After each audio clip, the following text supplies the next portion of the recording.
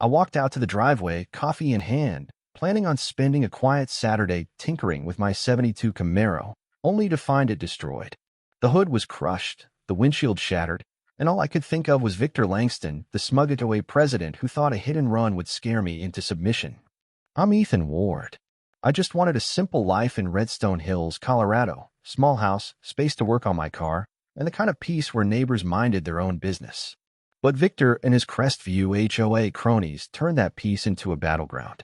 What they didn't count on was that I had friends in law enforcement, a habit of keeping receipts, and zero tolerance for bullies. I've been here 12 years. My garage was just big enough for the Camaro I'd been restoring since my mid-20s. It wasn't flashy, but every piece of it carried my sweat and patience. The neighborhood had always been easygoing. People waved, cut their grass, kept to themselves. Then 3 years ago, the house next door sold to developers, and overnight Crestview HOA flyers and community improvement signs started popping up. I ignored them. My place wasn't part of their subdivision, and I liked it that way. Until one morning, Victor himself showed up at my door. Pressed suit, slicked back hair, and a salesman's grin. "Ethan, we're building something special here at Crestview. You should join. Keep your property up to our standards, or things could get complicated." I crossed my arms and told him flat out, not interested. My house, my rules. His smile stayed, but his eyes went cold. "Suit yourself, neighbor," he said before walking away. That's when the harassment started. My trash cans kept getting knocked over. Fake violation letters appeared in my mailbox. Grass too long, noise complaints, you name it. I'd stand on my porch, looking at my perfectly neat yard, burning inside. It wasn't about the grass. It was about control. Then things escalated. One night my power went out, just my house, nowhere else. The utility company told me someone had canceled my service in my name. I went straight to the HOA office, a glossy new building that probably cost more than my home. And there was Victor, smirking behind a desk. "Power issues, Ethan. Crestview members get priority. Join, and we'll sort it out." I leaned in and told him to fix it, or I would. He only shrugged. And then came the breaking point.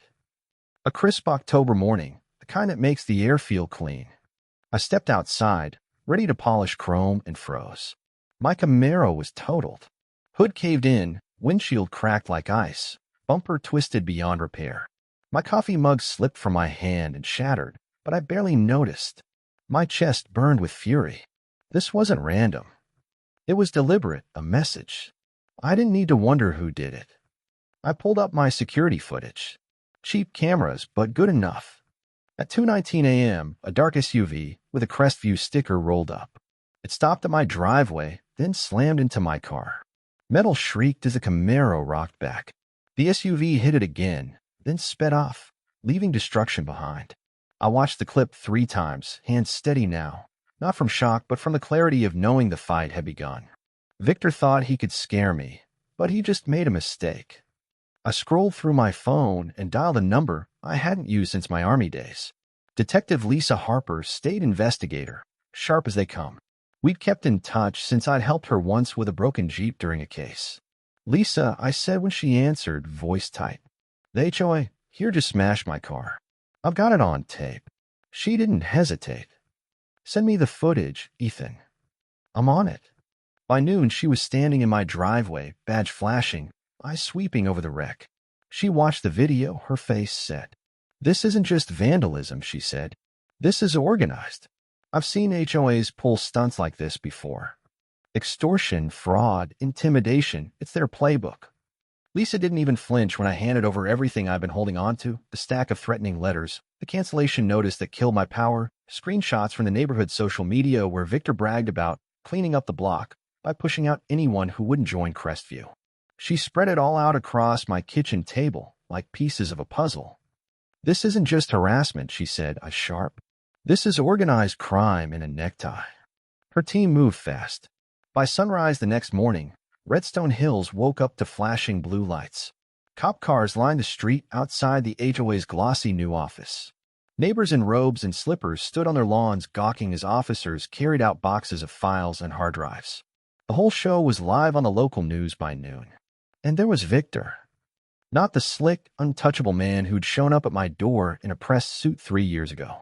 No, this Victor was disheveled, shirt untucked, hair wild, yelling about misunderstandings and paperwork errors. His voice cracked as reporters shoved microphones in his face. When he spotted me across the street, arms crossed, calm as a stone while his empire crumbled, he tried one last act. "Ethan, come on. Let's talk this out," he called. His voice sounded more desperate than commanding.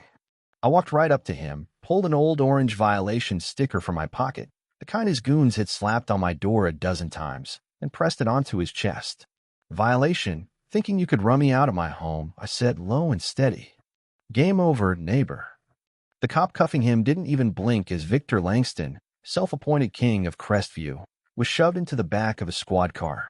His face twisted between rage and panic as the cameras flashed. The fallout came quick. Lisa's team dug through every file and every bank statement. What they uncovered hit like a bomb.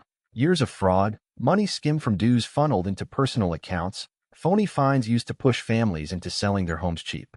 Even threats to elderly residents: "Sell now, or we'll bury you in legal fees." For the first time, neighbors who had been too afraid to speak up came forward. Their stories flooded the news. $2,000 fines for having the wrong mailbox. Parents harassed because their kids' bikes were left in the driveway. Families worn down until they sold below market value. It turned out I wasn't the only one Victor had tried to break. A class action lawsuit followed, and it was brutal. Crestview was bankrupted, dissolved, its office shuttered, its signs ripped down. The settlement covered my legal fees and more. Victor and 3 of his board members now face a stack of charges: fraud, extortion, vandalism, the works. And justice had its poetry. The SUV that smashed my Camaro was seized as evidence and later auctioned off. I bought it for $500, stripped it down, sold the parts, and used the cash to rebuild my car. When that V8 finally roared back to life, it wasn't just an engine firing, it was freedom. Every turn of the wrench was a middle finger to Victor's ego. The neighborhood changed after that. With Crestview gone, people started breathing again. Instead of hiding from HOA spies, folks waved to each other, shared beers on porches, talked like neighbors again.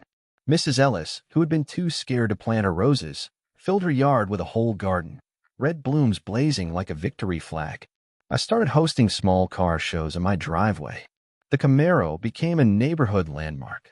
Kids begged to sit in the driver's seat, parents brought casseroles and stories, and for the first time in years, Redstone Hills felt like a community instead of a battlefield. But peace doesn't last forever. A few weeks ago, a letter showed up in my mailbox. Different name, same slick language, same promises about community standards. Signed by A.V. Larson. Maybe Victor, out on bail, trying to crawl back under a new mask. Maybe just another suit who thinks they can own people's lives. I sent it straight to Lisa. She's already digging. Sometimes I wonder, did I go too far? Was destroying Victor's world payback, or just justice? He tried to crush my life, my home, my car. He thought fear would win. So I'll ask you, what would you do if someone tried to smash your dreams just to control you? Drop your thoughts in the comments, hit subscribe, and tell me your stories. Because the one thing I've learned, bullies don't stop until someone fights back.